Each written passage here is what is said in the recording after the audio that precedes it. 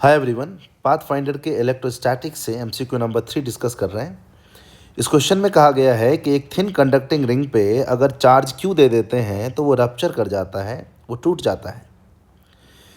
और अगर हम ऐसा ही एक रिंग ले लें जिसका रेडियस पहले वाले के n टाइम्स हो जाए और रिंग का जो स्ट्रेंथ है, जो ब्रेकिंग स्ट्रेंथ है, वो पहले वाले से k टाइम्स ज़्यादा हो जाए, देन इस पे कितना मैक्सिमम चार्ज रख सकते हैं।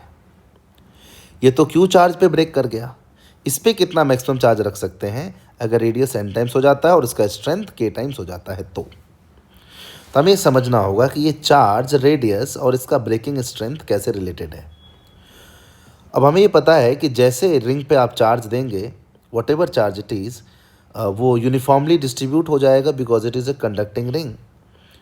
तो दोनों ही केस में हमने चार्ज का डिस्ट्रीब्यूशन दिखा दिया है। अब ये जो चार्जेस हैं वो एक दूसरे को रिपेल करेंगे। Because of repulsion there will be tendency of expansion in the ring, जिसके वजह से रिंग में कुछ स्ट्रेन आया होगा और उस स्ट्रेन के वजह से स्ट्रेस, यानी कि आप कह सकते हैं कि रिंग के क्रॉस सेक्शन में टेंशन फोर्स लग रहा होगा, रिंग के अंदर टेंशन फोर्स होगा और वो टेंशन फोर्स इलेक्ट्रोस्टैटिक रिपल्सन को कैंसल आउट कर रहा होगा इन इक्विलिब्रियम, यानी when there is no further expansion taking place. तो आप अलग अलग अमाउंट ऑफ चार्ज इसमें देंगे तो अलग अलग magnitude of repulsive force her जगह लगेगा। तो उसको बैलेंस करने के लिए टेंशन को अपना वैल्यू भी अकॉर्डिंगली एडजस्ट करना पड़ेगा। ज़्यादा चार्ज देंगे तो ज़्यादा टेंडेंसी होगा रिपल्सन का, तो टेंशन भी अपना वैल्यू बढ़ाएगा। लेकिन मटेरियल के अंदर जब टेंशन एक वैल्यू से एक्सीड कर जाएगा तो ये रिंग टूट जाएगा। तो मान लेते हैं जब चार्ज क्यू दिया तब जो इसमें टेंशन है वो मैक्सिमम है, that mean the maximum tension that the ring can with stand. तो मान लेते हैं वो टेंशन है टी। तो ऑब्वियस है कि that tension will be proportional to the electrostatic repulsion. और इलेक्ट्रोस्टैटिक रिपल्सन अगर हम डायमेंशनली देखें तो फोर्स लिखते हैं हम K Q1 Q2/r² between point charges. यहाँ पे तो हर जगह चार्ज है, यूनिफॉर्म डिस्ट्रीब्यूशन है, कंटिन्यूअस डिस्ट्रीब्यूशन है। तो हम एग्जैक्टली तो फोर्स नहीं निकालेंगे, लेकिन हम ये जरूर कह सकते हैं, दावे के साथ कह सकते हैं कि जो इलेक्ट्रोस्टैटिक रिपल्सन होगा वो कहीं ना कहीं चार्ज के मैग्नीट्यूड के स्क्वायर और रेडियस के स्क्वायर पे इस तरीके से डिपेंड कर रहा होगा। तो टी को मैं लिख सकता हूँ some constant times Q²/r², and C can be anything which will be fixed for this shape of the charge. मतलब चार्ज के इस तरीके के कन्फिग्रेशन के लिए आप इसको यूनिक कह सकते हैं। तो जो दूसरा रिंग है, इस रिंग का भी तो जो कांस्टेंट सी होगा वो वैसा ही होगा क्योंकि इसका भी तो शेप रिंग वाला ही है।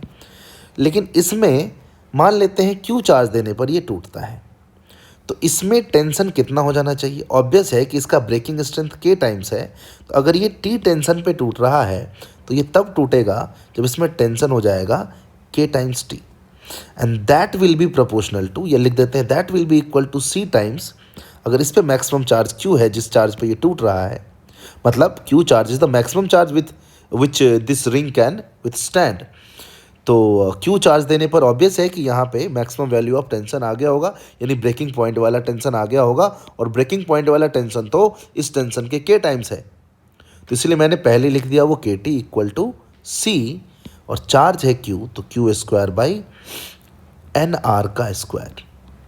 ठीक है, फाइन। अच्छा, इसको मैंने नीचे जो लिखा है मिटा दें, है ना। I wanted to solve it live so that real time में आपको समझ आए, नहीं तो ऐसे सब कुछ रटा रटा सा लगता है। ठीक है, तो अब इन दोनों को आप कंपेयर कर दीजिए, आपको क्यों मिल जाएगा। तो अब दोनों को डिवाइड कर दीजिए, यानी ये क्वेश्चन 2 है, ये 1 है, तो डिवाइड 2/1, तो आपको इधर मिलेगा k और उधर मिलेगा Q²/Q², NR²/r²।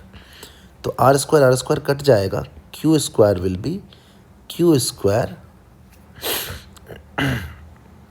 मैंने कुछ गलत तो नहीं किया? हाँ, गलत किया है ना।